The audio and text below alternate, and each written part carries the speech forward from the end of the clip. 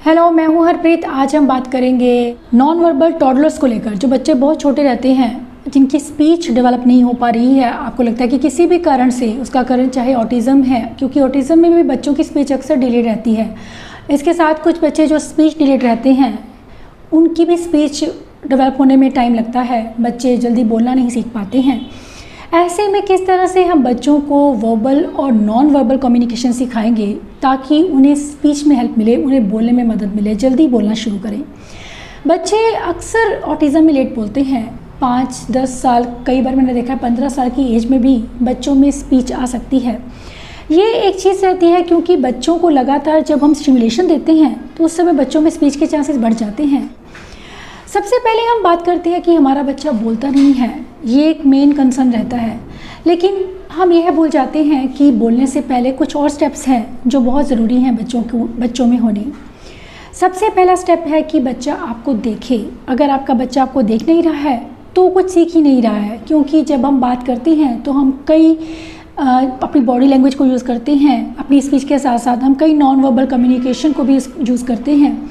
कुछ ऐसे जेस्चर्स या हमारे फेशियल एक्सप्रेशन या हमारी बॉडी लैंग्वेज ऐसी रहती है जो हम अपनी स्पीच में ऐड करते हैं। बच्चे इन चीज़ों को, सभी चीज़ों को अक्सर मिस कर जाते हैं।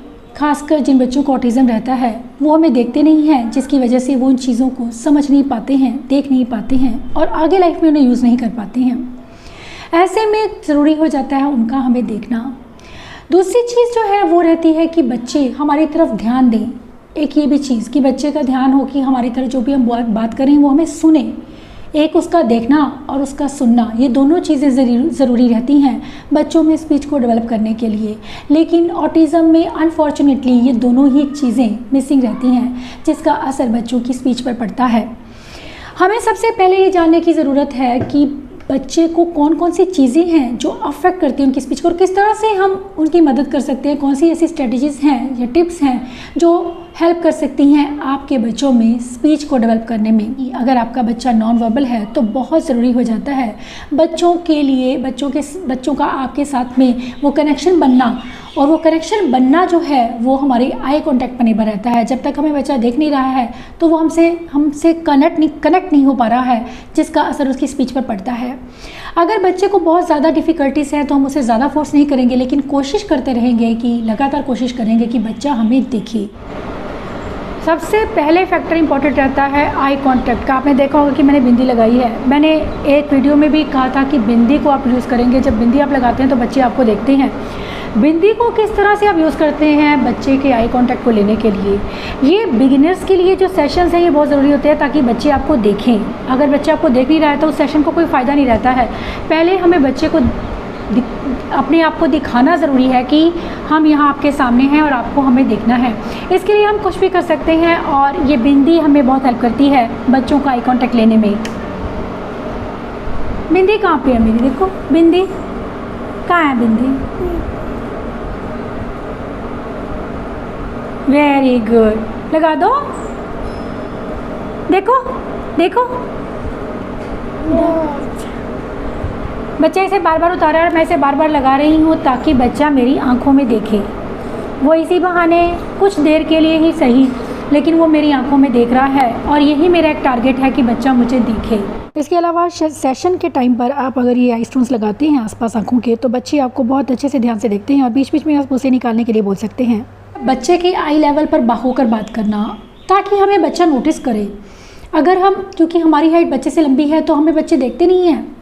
हम लगातार बोलते जाते हैं और ये एक्सपेक्ट करते हैं कि बच्चा हमें देख रहा है या बच्चा हमें देखे या सुने, लेकिन बच्चे हमें देखते नहीं हैं। इसलिए ज़रूरी है कि हम बच्चे के साथ में आई टू आई लेवल पर होकर बात करें। चाहे हमें नीचे झुकना पड़े या बच्चे का लेवल को ऊपर उठाकर उसे चेयर पर बिठाना पड़े, ज़रूरी है फेस टू फेस एक इंटरेक्शन होना बच्चों के साथ में, जब हम स्पेशली बच्चों की स्पीच को डेवलप करने की बात करते हैं। इसके साथ एक ज़रूरी फैक्टर रहता है जॉइंट अटेंशन। जॉइंट अटेंशन का बहुत इंपॉर्टेंट रोल रहता है, लेकिन बच्चों में जिनको ऑटिज़म रहता है या कुछ एक बच्चों को जिन्हें सोशल स्किल्स में प्रॉब्लम रहती हैं, जॉइंट अटेंशन उनके लिए काफ़ी मुश्किल होता है। जॉइंट अटेंशन का मतलब होता है एक चीज़ पर दो लोगों का ध्यान होना। अब मैं इस टॉय को यूज़ कर रही हूँ बच्चे के जॉइंट अटेंशन को लेने के लिए। जॉइंट अटेंशन का मतलब होता है बच्चे का ध्यान भी आप उस चीज़ पर हो और आपका भी ध्यान, यानी जिस चीज़ को आप दिखाना चाह रहे हैं बच्चा उसे समझे। इसके लिए हम पॉइंटिंग की हेल्प लेते हैं कि बच्चे जहाँ हम पॉइंटिंग कर रहे हैं बच्चा वहाँ देखे, बच्चा इस चीज़ को अंडरस्टैंड करे कि हम उसे क्या दिखाना चाह रहे हैं। पहली स्टेज में बच्चे आपकी सिर्फ फिंगर को देखते हैं, आप उस चीज़ को नहीं देखते हैं, या फिर उस चीज़ को देखते हैं, आपके फिंगर को देखते हैं लेकिन आपको नहीं देखते हैं। लेकिन धीरे धीरे वो फिर हमें देखना शुरू कर देते हैं और फाइनल स्टेज में बच्चे फिंगर को भी देखते हैं और उस चीज़ को भी देखते हैं जो आप उसे दिखाना चाह रहे हैं। ये देखो, क्या ये टॉय क्या है ये? आप टॉय को जब अपने आई लेवल के पास आप लेकर आते हैं तो बच्चे ऑटोमेटिकली आपको देखते हैं, नोटिस करते हैं, और जब आप फिंगर रखते हैं तो वो टॉय को देखते हैं। तो ये दोनों चीज़ें जो हैं जॉइंट अटेंशन को बिल्ड करने में बहुत हेल्प करती हैं। इसके बाद जो ज़रूरी स्किल रहता है वो है पॉइंटिंग। पॉइंटिंग में कुछ बच्चों में मिसिंग रहता है। हम बच्चों को फोटोज़ के थ्रू या पिक्चर्स या रेनफोर्सर के साथ में, उनके फेवरेट टॉयज़ के साथ में पॉइंटिंग सिखा सकते हैं। बच्चे अगर आपको देखते हैं और इमिटेट करने की कोशिश करते हैं, उसमें बच्चे को भी कुछ ऐसा चाहिए, स्टिमुलेशन उसको ओरल चाहिए जिससे कि बच्चों के लिए बोलना इजी हो सके। तो हम बिगिनिंग में ही बच्चों को कुछ ऐसे गम मसाज, एक सरसों के तेल के साथ में, हम मस्टर्ड ऑयल के साथ में बच्चे को गम मसाज दे सकते हैं इंटरनली, अगर आपका बच्चा उसे अलाउ करे। स्पीच थेरेपी सेशन करने से पहले ज़रूरी होता है बच्चों के पहले ओरल सिस्टम को स्टिमुलेट करना, अवेकन करना, ताकि बच्चे स्पीच उनको वर्ड्स को अटर करने में प्रॉब्लम ना रहे।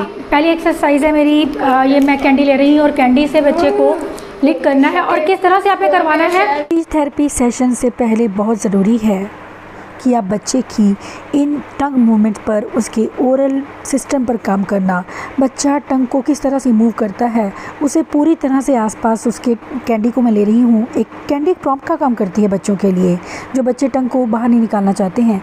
ऐसे बच्चों के साथ में आप इन चीज़ों को यूज़ कीजिए। बच्चे बहुत आसानी से ये चीज़ें करते हैं जो एक्सरसाइजेस हम चाहते हैं कि बच्चे करें और नॉर्मली वो करते नहीं हैं। तो इस चीज़ों के साथ में, इन चीज़ों की हेल्प से बच्चे करते हैं। और मैं इसको कैंडी को ऊपर नीचे लेफ्ट राइट कर रही हूँ, अब मैं इसे ऊपर करूँ ताकि बच्चा अपनी टंग को ऊपर की तरफ लेकर जाए। हाथों पर एयर ब्लो करना एक बहुत अच्छी एक्सरसाइज है। कम से कम इसे 4 से 5 बार बच्चे को करवाइए थेरेपी सेशन से पहले। अब एक चीज़ एक बहुत ही इम्पॉर्टेंट और बहुत ही अच्छी चीज़ रहती है कि बच्चे जो आपको देखते नहीं हैं, कुछ लोगों का कहना है कि बच्चे हमें देखते नहीं हैं। बच्चों का अगर बच्चा आई कांटेक्ट नहीं दे रहा है तो मेक श्योर कि वो आपके लिप्स को ज़रूर देखे, क्योंकि लिप्स को जब बच्चे देखते हैं तो इमिटेशन में ही बच्चे बोलना सीख सकते हैं। अब अपने लिप्स पर मैं ये लगा रही हूँ, आप चाहें तो ग्लिटर को यूज़ कर सकते हैं।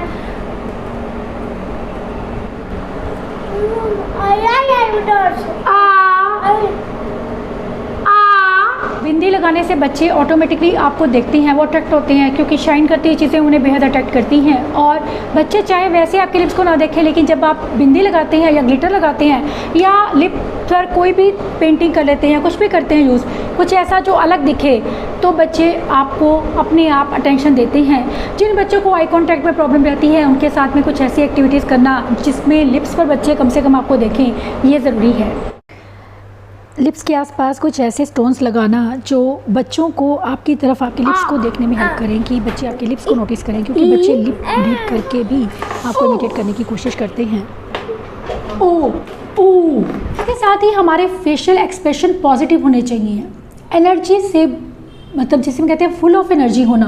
जब आप बच्चों के साथ में स्पेशली स्पीच थेरेपी का सेशन कर रहे हैं तो आपका फुल ऑफ एनर्जी होना बहुत ज़रूरी है, ताकि बच्चे सभी चीज़ों को ध्यान हटाकर सभी चीज़ों से आप ही की तरफ देखें। अब मैं बच्चे के साथ टिकलिंग गेम खेल रही हूँ ताकि बच्चा मुझे ध्यान दे और मेरी तरफ देखे। ये देखो क्या है, कार कहाँ जा रही है, कहाँ जा रही है कार, कहाँ जा रही है कार, अनंत के ऊपर चली गई। देखो देखो देखो, ये गई ऊपर, ये रही कार। बच्चे आपको इमिटेट करने की कोशिश करते हैं। अगर आपका बच्चा नॉन वर्बल है, बिल्कुल ही बोलता है, तब भी वो आपको नोटिस कर रहा है कि आप क्या कर रहे हैं, लेकिन वो आपको पूरी तरह से ध्यान देगा जब आप उसके साथ में खेलते हैं और फुल ऑफ एनर्जी रहते हैं। एक और चीज़ जो ऑटिज़म में सबसे ज़्यादा प्रॉब्लम रहती है बच्चों को स्पीच को लेकर, जो बच्चे आगे चलकर बोलते हैं उनकी स्पीच फ्लैट रहती है, रोबोटिक रहती है, वेरिएशन नहीं रहता स्पीच में। अलग अलग सिचुएशन में हम अलग अलग तरह की लैंग्वेज या स्पीच का यूज़ करते हैं, लेकिन हमारे बच्चे इन चीज़ों को समझ नहीं पाते हैं। ऐसे में स्टार्टिंग में ही मैं बच्चों को अलग अलग टोन में बात करके बताना कि ये देखो ये हैप्पी है, वाओ ही इज़ हैप्पी। इस तरह से अगर हम बच्चे को बताते हैं तो बच्चों के लिए इमोशन को समझना भी ईजी हो जाता है और बच्चे उस टोन की वेरिएशंस को भी समझना शुरू कर देते हैं। इसके साथ साथ बच्चे आपके पहले साउंड्स को पकड़ते हैं। पहले ये चीज़ होती है कि बच्चा अगर आपका बिल्कुल नॉन वर्बल है तो हम एक्सपेक्ट करते हैं कि बच्चा साउंड बोले। पहले उसे साउंड की तरफ कीजिए कि साउंड बुलवाना उससे कोशिश कीजिए। धीरे धीरे सिलेबल्स और फिर बच्चे आपके वर्ड्स को नोटिस करना शुरू कर देते हैं और उसके बाद जो नेक्स्ट स्टेज होती है वो रहती है सेंटेंस की। करती है क्या? म्याऊ म्याऊ। तो ये सब चीज़ें बच्चे धीरे धीरे कि पहले बच्चा साउंड्स और फिर सिलेबल्स, फिर उसके बाद वर्ड्स और उसके बाद सेंटेंस, ये एक स्टेजेस रहती हैं स्पीच डेवलपमेंट की, जो कि आप बच्चों में जब भी आप स्पीच पर काम करते हैं इन स्टेजेस को ध्यान में रखेंगे। और कोई जेस्चर सिखाना कि अगर हम हैप्पी हैं तो किस तरह से हम बताएंगे कि how are you feeling, I am fine या आई एम हैप्पी। ये सब चीज़ें, हेड को किस तरह से नॉड करना है या शेक करना है या फिर थम्स को अप करना है, ये जेस्चर्स किस तरह से किसी चीज़ वर्ड के साथ में रिलेट करते हैं, ये सिखाना उन्हें ज़रूरी है। इसके लिए हम सोशल स्टोरीज़ की हेल्प ले सकते हैं। सोशल स्टोरीज़ के थ्रू हम बच्चों को ये सब चीज़ें सिखा सकते हैं। इसके अलावा बच्चे कोई भी अगर जार्गन, कुछ बच्चे स्टार्टिंग में कुछ मीनिंगलेस साउंड्स बोलते हैं, उन साउंड्स को इमिटेट करना भी स्पीच को डेवलप करने में काफ़ी हेल्प करता है। जब आप बच्चे को इमिटेट करते हैं, बच्चे आपको देखते हैं, धीरे धीरे से आप उसके जार्गन या जो मीनिंगलेस वर्ड्स है जो वो साउंड्स बोल रहा है, उन साउंड्स को आप वर्ड्स की तरफ डायरेक्ट कर सकते हैं। कि आपका बच्चा पा पा पा ये साउंड इस तरह से बोल रहा है तो आप उसे पापा कहने के लिए डायरेक्ट कर सकते हैं। हमें ध्यान देने की ज़रूरत है कि जब बच्चे के साथ में हम स्पीच थेरेपी कर रहे हैं, स्पेशली जब आपका बच्चा छोटा है, तो आप उसके काफ़ी नज़दीक हों, दूरी बहुत कम रखें। स्टार्टिंग में जो बच्चे आपके 5 साल की एज तक के बीच के बच्चों के लिए 1 से 2 फीट तक की दूरी होनी चाहिए डट के साथ में, ताकि बच्चे आपको अच्छे से नोटिस कर सकें। दूसरी चीज़, अगर आपका बच्चा बड़ा है तो धीरे धीरे हम इस डिस्टेंस को बढ़ाते जाएंगे, क्योंकि हमें बच्चों को सिखाना है कि किस तरह से हमें डिस्टेंस मेंटेन करके रखना है, पर्सनल स्पेस की जानकारी उन्हें, ताकि पता चले कि जब हम किसी से बात करते हैं तो हमें कितने डिस्टेंस से किसी के साथ बात करनी है। लेकिन स्टार्टिंग में हम बच्चों के साथ में ये डिस्टेंस कम रखेंगे ताकि हमें बच्चा अच्छे से देख सके, हमारी लिप की मूवमेंट्स को रीड कर सके। बच्चों को जब हम वर्ड्स उनकी लैंग्वेज पर काम करते हैं तो पिक्चर्स या चीज़ों के साथ में, अलग अलग चीज़ों के साथ में आप एक बॉक्स में चीज़ें रखिए, उसके बारे में बात कीजिए और उस चीज़ का नाम उसे बताइए और उससे पूछिए। बच्चों की रिसेप्टिव, उसको समझना, चीज़ों को समझना भी उनकी स्पीच को डेवलप करने में बहुत हेल्प करता है। इसके लिए बच्चे की अंडरस्टैंडिंग पर काम करना कि किसी चीज़ को क्या कहना है या किसी चीज़ का क्या पर्पस है, क्या वो चीज़ हम किस लिए यूज़ करते हैं, बच्चों की रिसेप्टिव वोकेबुलरी पर काम करना, उनकी रिसेप्टिव लैंग्वेज पर काम करना पहली कंडीशन रहती है। बच्चों को पता होना चाहिए जिस चीज़ का नाम आप पूछ रहे हैं उससे कि ये क्या है, उसे पता होना चाहिए कि इसे हम कॉम कहते हैं। कौन से चलना, चलते वक्त हम बच्चे से कई बार बात करते हैं या कोई काम कर रहे हैं उस वक्त बात कर रहे हैं, तो उस वक्त में कही हुई हमारी बातें बच्चे इग्नोर करते हैं, ध्यान नहीं देते हैं। ऐसे में ज़रूरी है जब हम बच्चे की स्पीच पर स्पेशली काम कर रहे हैं तो हम उसके पास बैठकर उसे काम करवाएं। इधर उधर वॉक करते हुए जब हम उससे बात कर रहे हैं तो उसका फ़ायदा कम रहता है। जब आप बच्चे के साथ में कोई और काम कर रहे हैं या वॉक भी कर रहे हैं तब बच्चों का ध्यान इधर उधर भटकता रहता है। और स्पीच को डेवलप करने के लिए बहुत ज़रूरी है कि बच्चा बाकी सब डिस्ट्रैक्शन को हटाकर आप ही को नोटिस करे। और एक सबसे इम्पॉर्टेंट चीज़, अगर आपका बच्चा नॉन वर्बल है तो उसे कभी इग्नोर मत कीजिए। जो भी वो चीज़ें कोशिश करता है, जो भी वो कोशिश करता है या जो भी वो एफर्ट्स करता है अपनी बात को बताने के लिए, उनको एनकरेज करना बहुत ज़रूरी है। उसे दूर मत रखिए, उसे सोशली पास रखिए, ताकि जब भी आप बात कर रहे हैं कम से कम कुछ वो देखे और सुने, क्योंकि जितना वो देखेगा और सुनेगा आपको उतना ही उसमें स्पीच के डेवलपमेंट के चांसेस बढ़ जाते हैं। इसीलिए ज़रूरी है कि हम बच्चों को अपने पास रखें, अपने साथ रखें। स्टार्टिंग के वो ईयर्स जो बहुत इंपॉर्टेंट रोल रहता है जिनका आगे चलकर बच्चों की लाइफ में, उन ईयर्स में आपका सपोर्ट करना, आपका उसको समझना और उनके स्किल्स पर, लैंग्वेज पर, स्पीच पर काम करना बहुत ज़रूरी है। ये सभी स्ट्रेटजीज आपको हेल्प करेंगी बच्चों की स्पीच को डेवलप करने में। Thanks for watching.